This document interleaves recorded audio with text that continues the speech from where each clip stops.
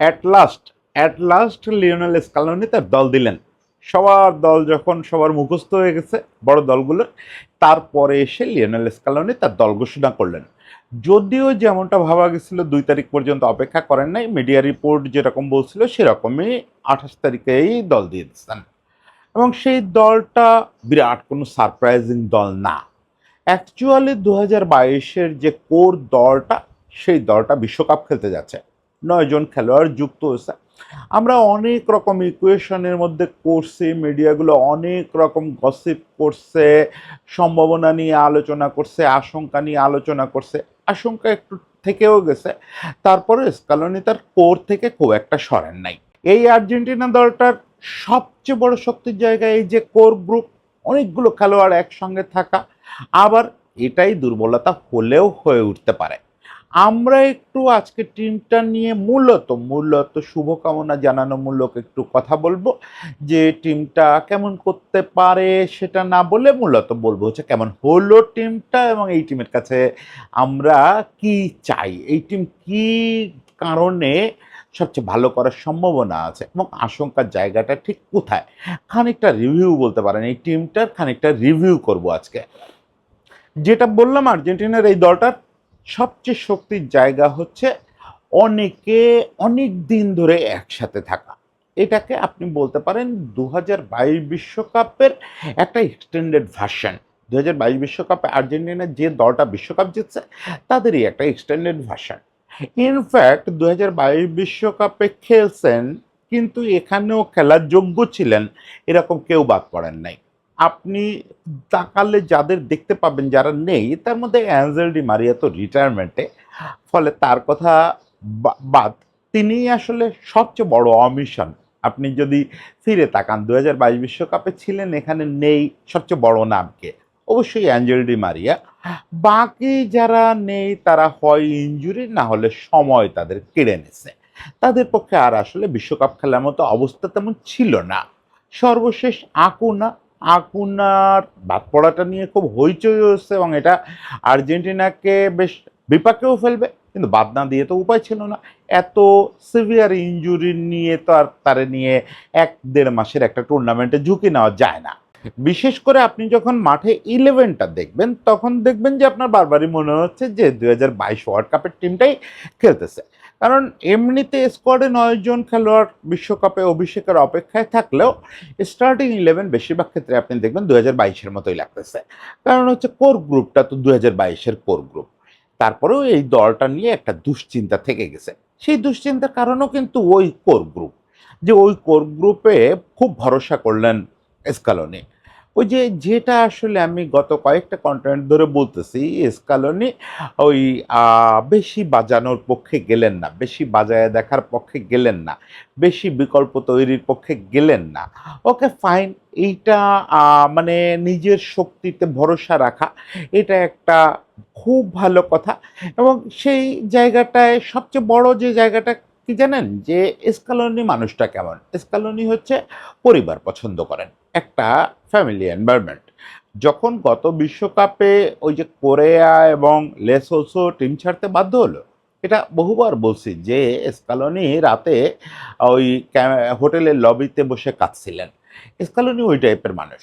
তিনি চান যে খেলোয়াড়রা বেস্ট হবে, বেস্ট হওয়ার আগেও যেন পরস্পরের সঙ্গে সম্পর্কটা পরিবার তুল্য হয়। তো সেই জায়গাটায় স্কালোনি শতভাগ পূর্ণ হচ্ছে। এই টিমটার দিকে আপনি যদি তাকান, তাহলে বেশিরভাগই পরস্পরের চোখের ভাষা বোঝে। একদম মুখে কিছু বলার দরকার নাই, কাউকে কারোর কিছু বলার দরকার নেই। এদের পারস্পরিক বন্ডিং নিয়ে আপনারা অনেক গল্পও জানেন, যে লিওনেল মেসির সঙ্গে লেসলসোর বন্ডিং কেমন, ডিপলের বন্ডিং কেমন, আলভারেজ বনাম লাউতারোর বন্ডিং কেমন, বা এনজোর সঙ্গে ম্যাকালিস্টারের বন্ডিং কেমন, ইয়ের সঙ্গে এমির সঙ্গে তার ঠিক ওপরে থাকা কোটি রোমেরোর বন্ডিং কেমন, এগুলো আপনারা জানেন। এদের কেমন ভাই ভাই সম্পর্ক, এরা পরস্পরকে কিভাবে অফ দ্য ফিল্ডও হেল্প করে, এবং অফ দ্য ফিল্ডও এরা পরস্পরের কীরকম ভয়াবহ বন্ধু। এই জিনিসটা অবশ্যই আর্জেন্টিনার বিরাট সম্পদ। এবং আমি বলবো এই বিশ্বকাপে আর্জেন্টিনার সবচেয়ে বড় সম্পদ হচ্ছে এই পারস্পরিক বন্ধুত্ব। এই পারস্পরিক সম্পর্ক, এই জিনিসটা না এই ধরনের বড় টুর্নামেন্টে, বিশ্বকাপের মতো বড় টুর্নামেন্টে আপনি যখন ঢুকবেন, তখন খেলাটা যত ট্যাকটিক্যাল হয়, যত বেশি টেকনিক্যাল হয়, যত বেশি স্কিলের হয়, তার চেয়ে অনেক বেশি মনের হয়। কারণ এখানে তো আপনি বেশিরভাগ টিম, অনেকেই আসবে যারা খেলোয়াড়রা পরস্পরকে ঠিক বোঝে না। ৪ বছরে কয়বার দেখা হচ্ছে তাদের? আর্জেন্টিনা নিজেও বহুবার সেরকম সাফার করছে। খেলোয়াড়দের মধ্যে ওই বন্ডিংটা গড়ে ওঠে নাই। ফলে এইরকম বিশ্বকাপের মতো টিমে যে টিমটা ওই জায়গাটা আগায় যাবে, সেই টিমটা ক্লিয়ারলি অ্যাহেড হয়ে যাবে। তাতে স্কিল সেট, কোয়ালিটিতে তাদের অবস্থান যেখানেই থাকুক না কেন। বড় দলগুলোর মধ্যে যারা সবচেয়ে বেশি পারস্পরিক বন্ধুত্ব নিয়ে এখানে পা রাখতে পারবে। আর খেলাটা তো দেখেন, ২২ বিশ্বকাপের কথা যদি আপনি বাদ দেন, বিশ্বকাপে কখনো খুব উঁচু মানের খেলা হয় না। বিশ্বকাপটা মূলত ফুটবলীয় স্ট্যান্ডার্ডের দিক থেকে আপনি যদি দেখেন, তাহলে ইউরোপের ক্লাব ফুটবলের চেয়ে অনেক কম মানের ফুটবল হয় এখানে। পার হয়ে যাওয়ার একটা খেলা, যে প্রথম ১ রাউন্ড অন্যান্য বছর, এবছর প্রথম ২ রাউন্ডেও দেখা যাবে যে বেশ কিছু ডমিনেটিং ম্যাচ, বেশ কিছু আ প্রতাপশালী ম্যাচ দেখা যাবে। তারপরে আসলে সবাই ওই প্রাণ বাঁচায় ফাইনালে পৌঁছানো এবং ট্রফিটা স্পর্শ করা। এই হচ্ছে মূল লক্ষ্য। সেই জায়গাটায় আর্জেন্টিনার ওই সুবিধাটা পাবে যে নার্ভাসনেসটা নাই, পরস্পরের অচেনার সমস্যা নাই। ফলে তারা ওই অন্যান্য জাতীয় দলের যে সমস্যা, যে খুব বেশি তো আমরা একসঙ্গে কাজ করতে পারি নাই, খুব বেশি প্র্যাকটিস ম্যাচ খেলতে পারি নাই, খুব বেশি প্র্যাকটিস করতেও পারি নাই, পরস্পরকে তো ভালো চিনি না, আমি এখান থেকে হুট করে একটা চিপ করলেও কি বুঝবে? এই ক্রাইসিসটা আর্জেন্টিনার নাই। এইটা আর্জেন্টিনা এবার বিশ্বকাপে সম্ভবত সবচেয়ে ভালো অবস্থায় আছে বড় দলগুলোর মধ্যে, যে আমাদের পারস্পরিক চেনা জানা দুর্দান্ত। হ্যাঁ, স্পেন খুব কাছাকাছি অবস্থায় থাকবে, কারণ স্পেনের অনেকগুলো খেলোয়াড় বার্সেলোনায় খেলে। এবং আপনি দেখবেন আধুনিক ফুটবলে বিশ্বকাপ তারাই জেতে যাদের অনেকগুলো খেলোয়াড় একটা নির্দিষ্ট ক্লাব থেকে আসে, অথবা এই বন্ডিংটা সুন্দর থাকে। সেটা আপনি ওই ১৪-র জার্মানি বায়ার্নের কারণে, বা ১০-এর স্পেন বার্সেলোনার কারণে, এগুলোই হয়। ফলে এইটা আর্জেন্টিনার সবচেয়ে প্লাস পয়েন্ট। এবং আর্জেন্টিনার এই টিমটায় আপনি যদি দেখেন, ভালো, ভালো আগে বলি। ভালো, একটু খারাপ কথা বলব শেষ দিকে। শঙ্কার কথা, খারাপ তো না, একটু শঙ্কার কথা বলব শেষ দিকে। যদি টিমটার বিভিন্ন অংশের দিকে দেখেন, ১ম এ আমরা যদি গোলকিপিং এর দিকে দেখি, এটা নিয়ে আলোচনারই কোনো সুযোগ নেই। মানে এছাড়া আর ৩ জন গোলকিপার কে হইতে পারত? কারে চেঞ্জ করা যেতে পারত? কোনো রকম কোনো কারণ নাই। এছাড়াও অনেক ভালো গোলকিপার আর্জেন্টিনার আছে। আর্জেন্টিনা হুট করে অনেক গোলকিপার প্রডিউস করা শুরু করছে। কিন্তু দ্য বেস্ট ৩ আর দে। এমি মার্টিনেজরে নিয়ে নিশ্চয়ই আপনারা আমার কাছ থেকে শুনতে চান না যে এমি মার্টিনেজের ওইখানে যোগ্যতাটা কি? এমি মার্টিনেজের নাম, এমি মার্টিনেজের ওই উপস্থিতি, এটা আসলে বিশ্বকাপ জয়ের পথে আর্জেন্টিনাকে আগায় দেয়। He is the figure, he is the icon. আর পাশে রুলি অনেকদিন ধরে এমির ব্যাকআপ। মুসো দুর্দান্ত ফর্মে আছে, দুর্দান্ত ফর্মে আছে। মানে ও স্রষ্টা না করুন, কোনো কারণে এমির যদি গুরুত্বপূর্ণ কোনো ম্যাচে বসতেও হয়, একবারও দুশ্চিন্তায় ভোগা লাগবে না স্কালোনিকে। এত সুন্দর ৩ টা কিপারের সেটআপ। মিডফিল্ডের দিকে যদি তাকান, মিডফিল্ড তো সোনালী মিডফিল্ড। আমার ধারণা এই মিডফিল্ড ইউরোপের বড় যেকোনো ক্লাবকে চ্যালেঞ্জ করতে পারে। ওরে বাবারে বাবা! কি মিডফিল্ড, কি মিডফিল্ড! আপনি ইঞ্জিনটার দিকে তাকান না। এনজো ম্যাকঅ্যালিস্টার, সঙ্গে প্যালাসিওস বা পারেদেস, আর ৪ জন যদি নামে প্যালাসিওস, পারেদেস বা ডিপল পারেদেস, ভাইরে ভাই! আর যদি বেশি ক্রিয়েটিভিটি চায় তাহলে লেস অলসো নামবে, তখন মেসির সঙ্গে কি জুটিটা হবে! মানে আপনি যে ফরমেশনে এই মিডফিল্ডকে খেলান, যে ফরমেশনে, এই মিডফিল্ড কাঁপায় দিবে। এই মিডফিল্ড আর্জেন্টিনার যদি ওই বন্ডিং এর পরে বলি সবচেয়ে শক্তির জায়গা, তাহলে মিডফিল্ড। এই মিডফিল্ডের আশেপাশে কেউ নাই। গতবার তবু এই মিডফিল্ডের আশেপাশে ফ্রান্সের কথা বলা যায়। তো এবার আর্জেন্টিনার মিডফিল্ডের আশেপাশে কেউ নাই। এবং সবাই দুর্দান্ত ছন্দে আছে, দুর্দান্ত ছন্দে আছে। আ লেসলসোর শুধুমাত্র ছোট্ট একটু ইনজুরি কনসার্ন আছে, বাকিরা কারোর কোনো হিকআপ নাই। প্রত্যেকে একেবারে সুন্দর ফর্মে আছে, এবং সবচেয়ে যারে নিয়ে ৬ মাস আগেও একটু চিন্তায় ছিলাম, ডিপল, ওই অলরাউন্ডার ডিপল। যেখানে মেসি সেখানে ডিপল। দেহরক্ষীর ফর্ম নিয়ে আমার একটু সংশয় ছিল। কিন্তু সেটা মেসি নিজে হাতে কাটায় দিছে। কিভাবে কাটায় দিচ্ছে দেখেন। ও ইন্টার মায়ামিতে আসার পরে ওর কনফিডেন্স বাড়ানোর জন্য আপনি দেখবেন ইন্টার মায়ামির ম্যাচগুলো যদি দেখেন যে ওরে যে কত ডিফারেন্ট ডিফারেন্ট স্টাইলে মেসি তার সঙ্গে খেলাচ্ছে। ওই যে বললাম ডিপল তার ক্যারিয়ারের প্রথম গোল পাইছে এই মায়ামিতে আসে, একটা না দুইটা গোল করছে, গোটা কয়েক সরাসরি অ্যাসিস্টও করছে, যেটা ডিপলের কাজ না। ডিপল তো আপনি একটু ই করে বললে ডিফেন্সিভ মিডফিল্ডার, সে আসলে সরাসরি গোলের সঙ্গে খুব একটা ইনভলভ হয় না, কিন্তু ওটা করাইছে কেন ওর কনফিডেন্স দেওয়ার জন্য যে তুমি চাইলে ওটাও পারো, তুমি শুধু পরিশ্রম করবা তা না। মানে প্রত্যেকে মিডফিল্ডের প্রত্যেকে দুর্দান্ত ছন্দে আছে। ফরওয়ার্ডের কথা মানে আমি বলবো যে যদি র্যাঙ্কিং করি, প্রথমে হচ্ছে ফ্যামিলি বন্ডিং, ২ নাম্বারে থাকবে অবশ্যই মিডফিল্ড, ৩ নাম্বারে কিপিং, ৪ নাম্বারে ফরওয়ার্ড। তার মানে কি ফরওয়ার্ড অনেক পিছায় তা না, আসলে খুব কাছাকাছি অবস্থায় আছে এরা সবাই। ফরওয়ার্ডটা দুর্দান্ত সেটআপ, দুর্দান্ত সেটআপ। মানে ফরওয়ার্ডে একজনের কথা আমি বলবো না, লিওনেল মেসির কথা আমি বলবো না। লিওনেল মেসি কি ফরওয়ার্ড, লিওনেল মেসি কি মিডফিল্ডার, এগুলো তো আলোচনার ব্যাপার না। লিওনেল মেসি আছেন, হি ইজ দ্য লিডার, ফলে তাকে কেন্দ্র করে ফরওয়ার্ড এবং মিডফিল্ড ঘুরতে থাকবে। ও লিওনেল মেসিরে যদি বাঁধও দেন তাও সামনে জুলিয়ান আলভারেজ লাউতারো, কি এক্সপিরিয়েন্সড এবং কার্যকর দুইটা ক্যাম্পেইনার। দুইজন একসাথে খেললে একটা ম্যাজিক, আবার আলাদা আলাদা করে দুজন খেলতে পারে, সে একজন খেললে জুলিয়ান খেলবে।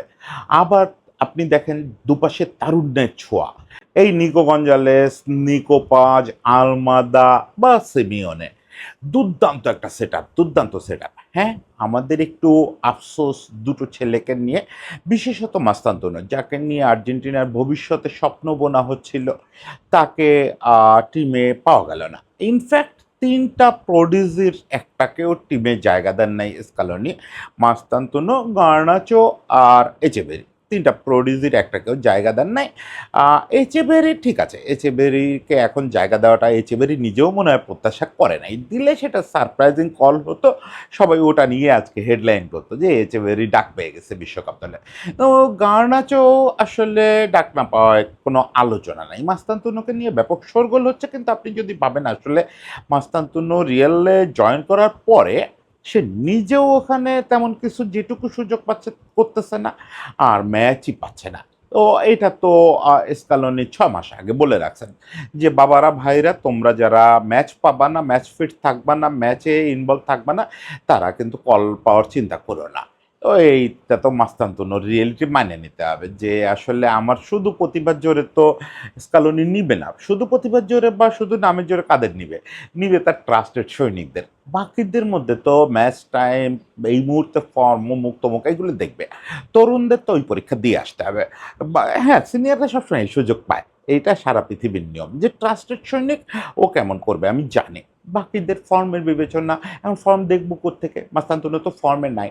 এই জায়গায় একটা সারপ্রাইজিং নেম আপনারা খেয়াল করবেন, লোপেজ, হোসে লোপেজ। এই ছেলেটা ব্রাজিলে খেলে, এই ছেলেটা আর্জেন্টিনার হয়ে খুব কম ম্যাচ খেলছে, হয়তো অনেকে খেয়ালও করেন নাই। এইটা কিন্তু স্কালোনির আরেকটা আমার কাছে মনে হচ্ছে দুর্দান্ত মুভ।